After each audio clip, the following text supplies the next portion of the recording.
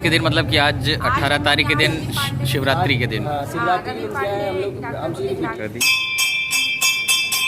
माँ के दरबार का एक चमत्कार और एक बच्ची है 2 साल की, उसकी व्यथा है। आइए हम मिलवाते हैं उनके परिवार से। ये बैठे हुए हैं, ये हैं इनके पिताजी, ये है नानी, ये उनकी माता जी, ये गोद में है छोटी बच्ची अभी।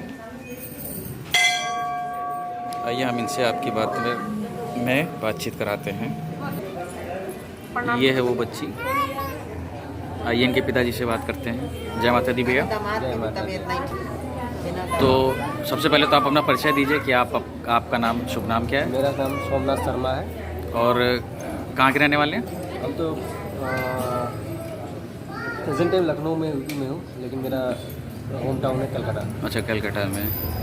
तो लखनऊ में कितने साल से रह रहे हैं? 7 साल से। 7 साल से।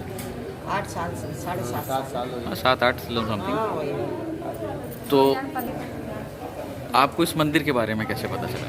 एक्चुअली क्या है, मेरी बिटिया का तबीयत अभी पिछले 1 हफ्ते से अप डाउन चल रहा है मौसम की वजह से। उनकी एक तो उनका क्या हुआ, सीजन बच्चा है, तो उनको ठंडा गर्म लगे रहता है जी। तो प्रेजेंट टाइम क्या हुआ, उनका फीवर आ गया। फीवर से खांसी होने लगा है, फिर जुकाम आस्ते आस्ते, लेकिन ठीक हो रहा है, फिर बुखार आ जा रहा है, बुखार जा रहा है, ऐसे ही हो रहा था।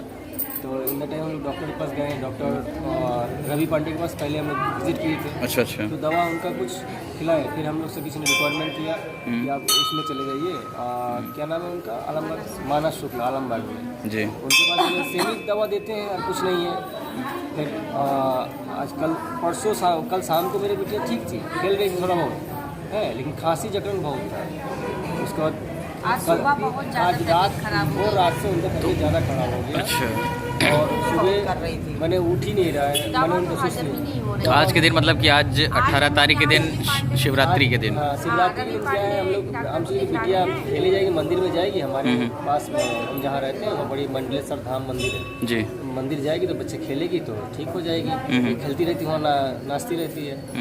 पर उस हालत में बच्ची थी ही नहीं, खेल ही नहीं रही थी। अच्छा। उसके ऊपर एकदम रो रही थी जी। रवि पांडे के पास हम लोग आए, डॉक्टर दिखाए तो एक मैडम जी आई थी, वो भी अपने दिखाने के लिए बिटिया को। अच्छा। हम लोग से बातचीत होने लगा तो उन्होंने कहा कि आप कामाख्या मंदिर चले जाइए। अच्छा। तो बड़ी आप एक बार चले जाइए जी।